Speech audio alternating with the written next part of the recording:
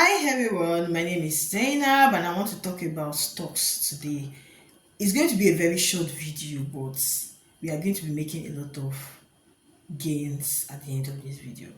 What are stocks? Stocks are basically you trying to own a piece in another company. And how do you invest in stock? Number one, before you invest in a company stock, you need to understand your risk profile. What is your risk profile? Are you a low risk investor? Are you an high risk investor? Are you a medium term investor? Right? If you know you're a low risk investor, nothing concerns you with stock. But if you know you're an high risk investor, then you can try and invest in stock. And how do you look out for good stocks? Number one, you have to understand the industry. So before, if you're a beginner, you don't know how to, you feel you are an high risk investor and you're a beginner, this is what you should do. Number one, right? You look out for industries that earn money day to day. What do I mean by industry that earn money day to day?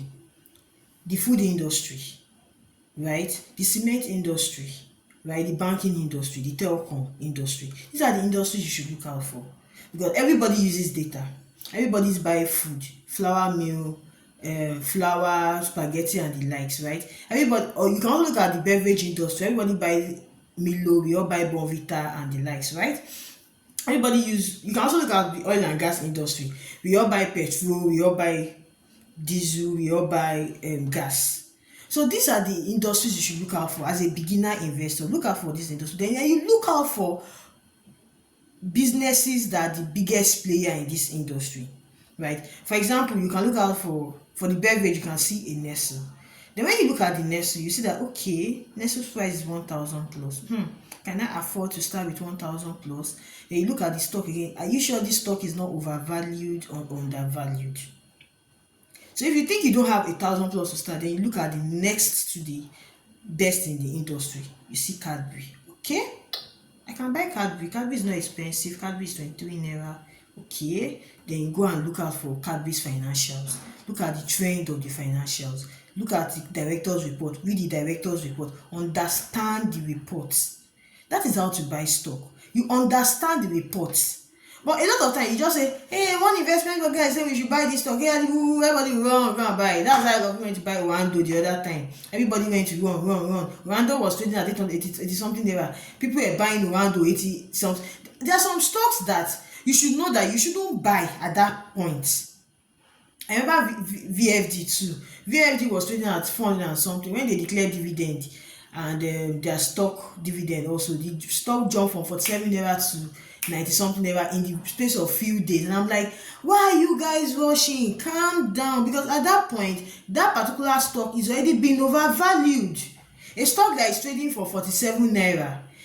Of course, we know what the corporate is all about, but compared to the rest in the same market, in the banking industry, I mean, a GTB is not even trading at 100 naira. So why will a microfinance bank be trading at 90 something naira? It's just basically demand and supply that has happened. So you should calm down. Don't rush. Just calm down, look at, okay, put it in your watch list. When a stock is having a bull run, you put that stock in your watch list. You don't buy immediately. You just put it in your watch list. Don't let fear of missing out make you lose money. Put it in your watch list and monitor it and see what plays out after paying dividend. Because if you think you want to buy the stock high because of dividend, you've actually lost. So let it just calm. Let them pay their dividend. Let everything calm down. The price will go back to its original price that was trading. Same thing happened with GTB. GTB declared 1 trillion.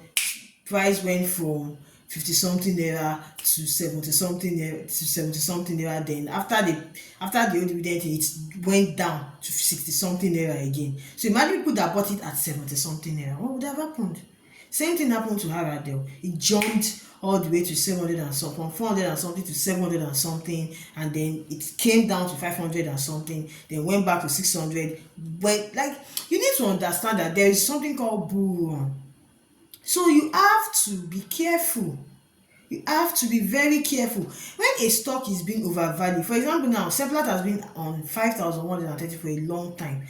Personally, I will not tell if you didn't buy Seplat when it was low, there's really no point for you buying now.